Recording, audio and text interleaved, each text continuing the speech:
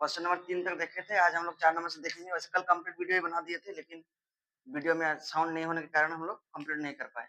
तो क्या बोलते हैं कि ये आपका किताब आप लोग हाथ में रख के देखिएगा, क्योंकि इसमें बता रहे हैं क्वेश्चन, इसमें हम नहीं नोट कर रहे हैं, छापे नहीं है क्वेश्चन, तो आप लोग किताब हाथ में रख के वीडियो देखिएगा। जैसे क्वेश्चन नंबर 4 है, क्वेश्चन नंबर 4 में बोल रहा है कि अगर इसका HCF यानी HCF इक्वल्स टू,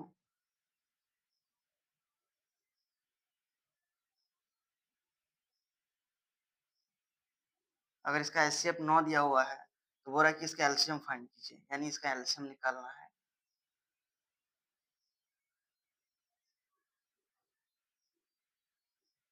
इसका क्या एलसीएम निकालना है। तो देखिए इसका एलसीएम ऐसे भी निकलेगा और अभाज्य गुणनखंड विधि से भी निकाल सकते हैं और ऐसी विधि से भी निकाल सकते हैं, लेकिन किताब इस विधि से नहीं कह रहा है, क्वेश्चन कह रहा है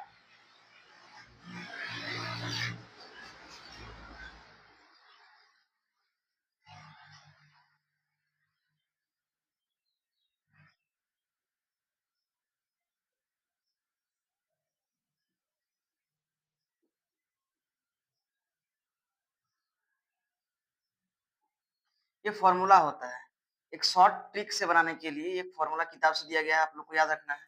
ये बहुत ही मतलब शॉर्ट से बनेगा और इसी विधि से इसको बनाना है। जब भी इस तरह का क्वेश्चन मिले कि 2 नंबर दिया हुआ है और इसका अगर एचसीएफ दिया हुआ है, एलसीएम दिया हुआ है, दो अगर चारों में से किसी एक को निकालना बोले, हो सकता है कि पहला वाला नंबर निकालने बोले, हो सकता है बी निकालने बोले, तो हम लोग इस फॉर्मूला से तुरंत निकाल लेंगे। तो ये फॉर्मूला को याद रखना है।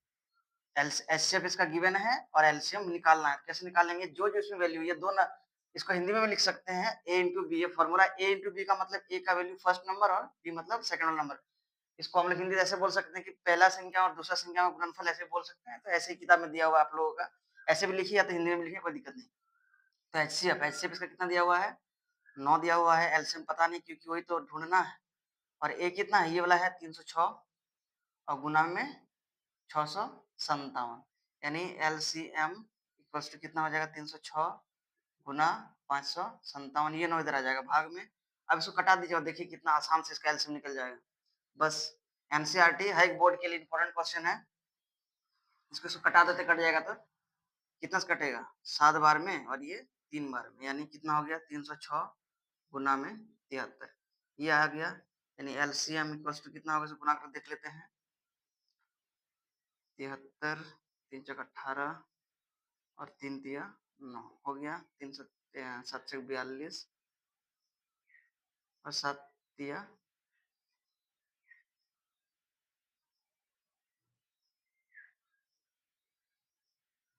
2। इतना हो जाएगा, मतलब इसका फाइनली कितना हुआ, यह आपका आंसर। यह आसान विधि से बन गया।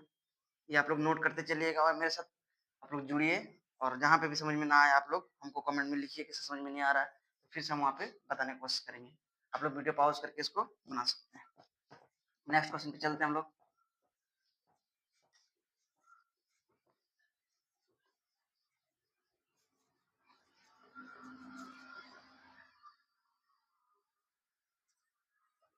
नेक्स्ट क्वेश्चन है 5 नंबर। आप लोग किताब में देखते रहिएगा, न्यू बुक है 25 से 26 सेशन का। अब लिखा हुआ है कि जांच कीजिए कि किसी प्राकृतिक संख्या n के लिए 6 टू द पावर n अंक 0 पर समाप्त हो सकती है नहीं। मतलब यहाँ पे एक क्वेश्चन दिया गया है इस तरह से, 6 का पावर n दिया हुआ है और जहां n कहा जा रहा है एक प्राकृतिक संख्या है, इस तरह से और भी आगे नंबर दिया जा रहा है। तो कहना है कि अगर ये प्राकृतिक संख्या है तो अगर इसमें कोई भी वैल्यू बैठा दें, अगर n की जगह में कुछ भी बैठा दें, जैसे 1 बैठा दें तो कितना होगा, अगर 2 बैठा दें तो इतना हो रहा है। क्वेश्चन का कहना है कि अगर इस कोई भी वैल्यू रखे तो क्या उसका लास्ट लास्ट डिजिट क्या शून्य पर समाप्त हो सकता है या नहीं। देखिए अगर शून्य पर समाप्त हो सकता है तो हम लोग को बताना है, और नहीं भी होगा तो भी बताना है, जांच करने के लिए बोला गया है इसमें। तो देखिए इस तरह से रखेंगे तो कभी भी हम लोग का खत्म नहीं होने वाला है शून्य पे। इसके लिए इसका 5 का होना बहुत जरूरी होगा, यानी 2 और 5 का अगर रहे गुणनखंड, अगर इसको गुणनखंड में तोड़ेंगे, जैसे 6 का गुणनखंड में तोड़ते हैं तो कितना होगा, 2 गुना 3 के रूप में आ रहा है। और इस रूप में ये कभी भी 0 पर समाप्त नहीं हो सकता है। याद रखना है कि उसका क्या रूप होना चाहिए, उसका गुणनखंड है 2 और 5 के रूप में ही होना चाहिए, और अगर 2 और 5 के रूप में नहीं है तो वो कोई भी 0 पर समाप्त नहीं हो सकता है। तो हम लोग यहाँ पे लिखेंगे, क्या लिखेंगे कि बोल रहा है कि, तो लिखेंगे यहाँ पे नहीं, आंसर में क्या लिखेंगे, नहीं।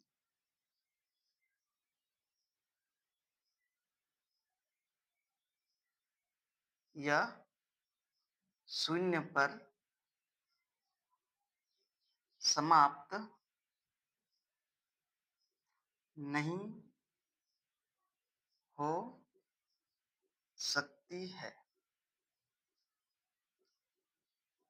क्योंकि इसका गुणनखंड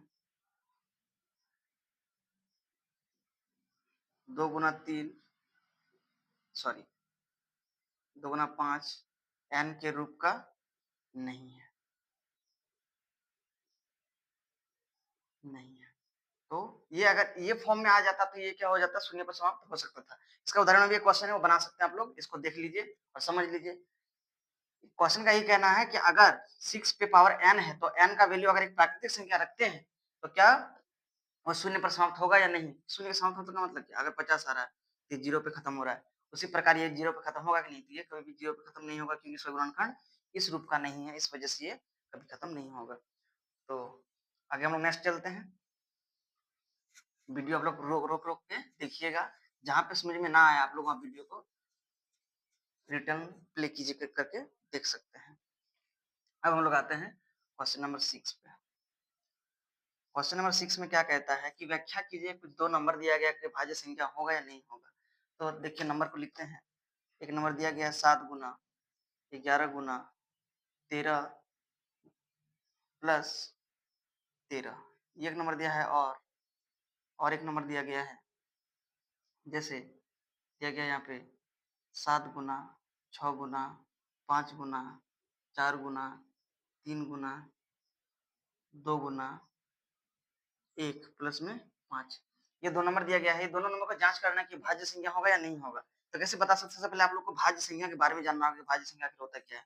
तो देखिए, भाज्य संख्या जो किसी से भाग ना खाए, सिर्फ खुद से और एक से जो भाग खाता है उसको बोलते हैं अभाज्य संख्या, और जो खुद से और एक के अलावा दूसरे से भाग खाता है उसको हम लोग क्या बोलते हैं, भाज्य संख्या। जैसे अगर हम लोग 4 ले लेते हैं, 4 किससे किससे भाग खाता है, एक 2 से खाता है, एक 1 से खाता है और एक 4 खुद से। मतलब इसका अगर हम लोग फैक्टर देखते हैं तो कितना आ जाता है, 3 ठो आ जाता है। 3 टू आ जाता है, तो मतलब इसका कितना आना चाहिए फैक्टर। अगर हम लोग 5 का देखेंगे तो क्या आएगा, एक 5 आएगा और एक 1 आएगा। देखिए इसका 2 के अलावा और कुछ भी नहीं आ रहा, लेकिन इसका 2 के अलावा भी और आ रहा है। तो मतलब जिसका 2 के अलावा ज्यादा फैक्टर आए और इसका देखिए कम आ रहा है, तो आप लोग समझ गए होंगे, क्योंकि मैट्रिक में पढ़ रहे हैं तो भाज्य अभाज्य उतना भी नहीं है। और अगर आप लोग को समझ में ना आए तो बोलिएगा, स्पेशली वीडियो बना देंगे उसके लिए। तो हम लोग तो इसमें क्या करेंगे, सबसे पहले कंडीशन में इसमें क्या कॉमन आ रहा है, कॉमन को हम लोग देख लेते हैं। इसमें 13 कॉमन आ रहा है दोनों, तो 13 हम लोग निकाल लेंगे। 13 तो क्या बचेगा, 7 गुना 11 प्लस में 1, ये 13 निकल गया, यहाँ से 1 बचा। और अगर इसको भी देखते हैं तो आ जाएगा, यहाँ से देखिए इसमें 5, इसमें प्लस है, मतलब बीच में इसका बॉर्डर है, ये दोनों अलग है, तो इसमें कॉमन ले सकते हैं। गुना रहता तो नहीं ले सकते। 5 क्या क्या बचेगा, 7 गुना 6 गुना 4 गुना 3 गुना 2 प्लस में 1, ये आ गया। इधर से गुना करते हैं, 13 कितना होगा, 77 प्लस 1, और इधर क्या आ रहा है, 5 है।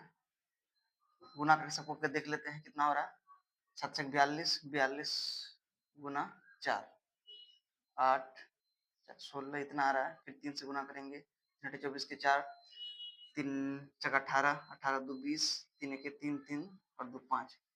फिर 2 से गुना करेंगे, 8 यहाँ से 0 यहाँ से 10 इतना आ रहा है। फिर मतलब 1008 आ रहा है, कितना आ रहा है, 1008 आ रहा है, प्लस में इधर 1 है। ठीक है, अब हम लोग इसको क्या करते हैं, 13 गुना यहाँ से अगर प्लस करेंगे तो 78 आ जाएगा, और एक सभी में होता है। 5 गुना 109 हो जाएगा, और गुना में 1 लगाइए तो कोई दिक्कत नहीं है। मतलब हम लोग यहाँ पे सिंपल से ये करने चाह रहे हैं कि इसका फैक्टर देख रहे हैं। देखिए इसका 3 इसका भी है, इसका भी 3 है। इसको अगर तोड़ेंगे 78 को तो और भी तोड़ सकते हैं, इसको लंबा कर सकते हैं। तो मतलब हम लोग शुरू में क्या समझे कि जो भाज्य होगा उसका कितना होता है, गुणनखंड 3 से ज्यादा ये होता है, 2 से ज्यादा ये होता है। एक तो खुद के अलावा एक से और खुद से ज्यादा आना चाहिए, तो उसी को हम लोग क्या बोलते हैं, भाज्य संख्या। तो देखिए दोनों ही क्या आपस में भाज्य संख्या था, तो लिखेंगे यहाँ पे आता यह दोनों संख्याएं भाज्य है। ये आप लोग का आंसर, ठीक है। इसमें कोई भारी क्वेश्चन नहीं था, इसका एग्जाम्पल भी आप देख सकते हैं। एनसीईआरटी क्वेश्चन है और आप लोग मेहनत कीजिए, पढ़िए, और जो भी दिक्कत होगा उसके लिए हम हैं। मिटा देते हैं, आप लोग देख लीजिए।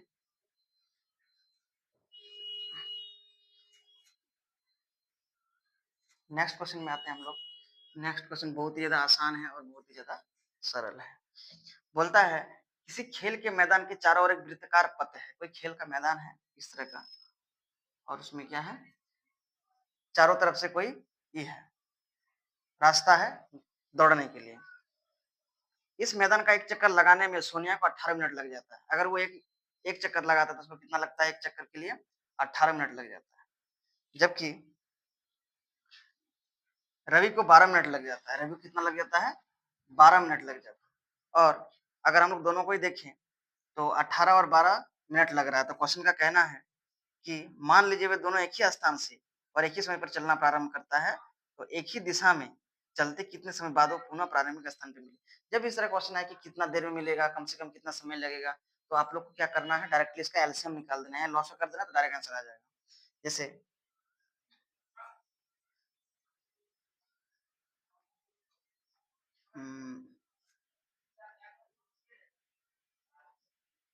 डायरेक्ट कर देते हैं। और आप लोग डेफिनेशन लिखना चाहेंगे तो लिख सकते हैं कि रवि को एक चक्कर लगाने में लिया गया समय 12 मिनट और सोनिया को एक चक्कर लगाने में लिया गया समय 18 मिनट, लिख सकते हैं। और जरूरी नहीं है 1 नंबर का मार्क्स का क्वेश्चन आता है ये सब, तो डायरेक्ट कर देते हैं। जैसे 18 का और 12 का एलसीएम कर देते हैं। इस तरह से भी कर सकते हैं आप लोग। फिर 9, यहाँ से 6, यहाँ से 3 से, और यहाँ से सॉरी 3 होगा, यहाँ पे 2 होगा, गुना कर देंगे। 2 गुना 3 गुना 3 गुना 2, ठीक है। 3 दूनी 6, 6 18, 18 दूनी 36, मतलब 36 मिनट लगेगा इसका आपस में मिलने में। ये आप लोग का आंसर हुआ, ठीक है। और ये भी विधि आप लोग यूज कर सकते हैं। नहीं तो अगर आप लोग को मन में आए कि सर आभारिक गुणनखंड विधि से भी कर सकते हैं, तो उसमें भी आप लोग कर सकते हैं।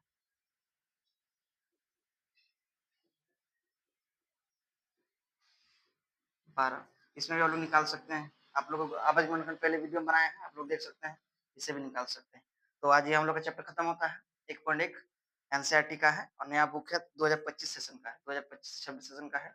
इस साल जो आप लोग मेहनत कर रहे हैं, अच्छे से नंबर लेके आइए। आज के लिए इतना ही, आगे चलते हैं।